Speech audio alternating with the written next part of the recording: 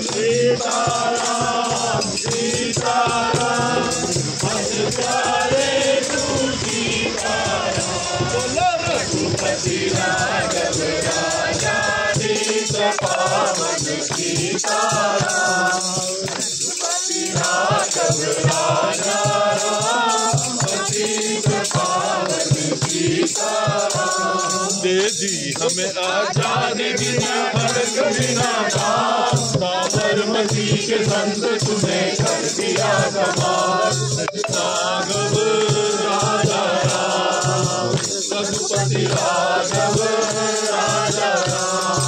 दे दी हमें आजादी बिना खड्ग बिना ढाल, साबरमती के संत तुम्हें कर दिया कमाल। पति राघव राजा राम, रघुपति राघव राजा राम।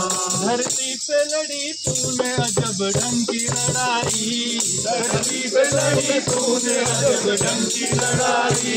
न तीर चलाया न तलवार चलाई, न तीर चलाया न तलवार चलाई। दुश्मन को दिया तूने देश से निकाल, साबरमती के संत तूने कर दिया कमाल। रघुपति राघव राजा राम, रघुपति राघव राजा राम। हमें आजादी बिना खड्ग बिना दास, साबरमती के संत तूने कर दिया कमाल। रघुपति राघव राजा राम, रघुपति राघव राजा राम। महात्मा गांधी अमर रहे, अमर रहे, अमर रहे। शास्त्री अमर रहे, अमर रहे, अमर रहे। जब तक सूरज चांद रहेगा गांधी जी का नाम रहेगा, जब तक सूरज चांद रहेगा गांधी जी का नाम रहेगा। कांग्रेस पार्टी जिंदाबाद, कांग्रेस पार्टी जिंदाबाद।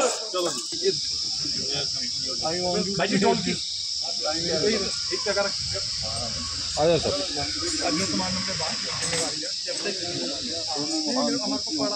ठीक रहना पड़ेगा, ऑप्शन चंडीगढ़ से लाना पड़ेगा, लेना तो एक दो तीन जानता हूँ।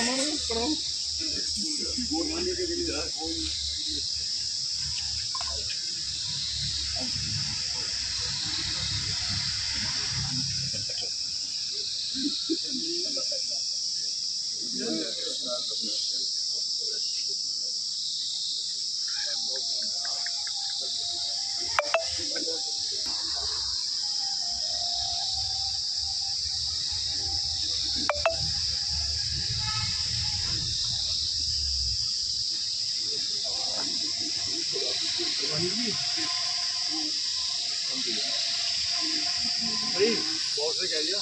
मंडी बनानी है डोंकी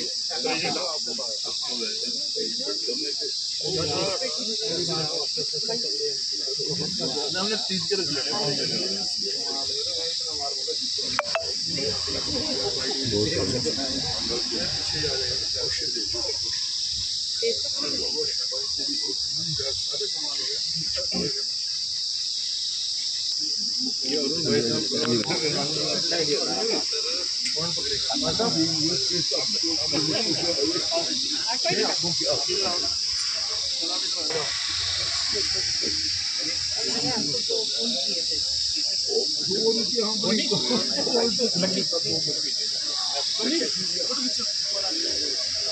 स्पॉन्सर पकड़े हुए आपने।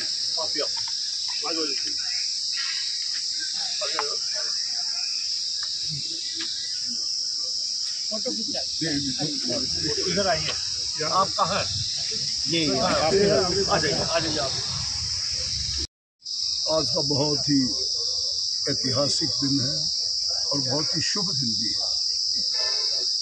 हमारे देश के दो महान हस्तियां जिन्होंने,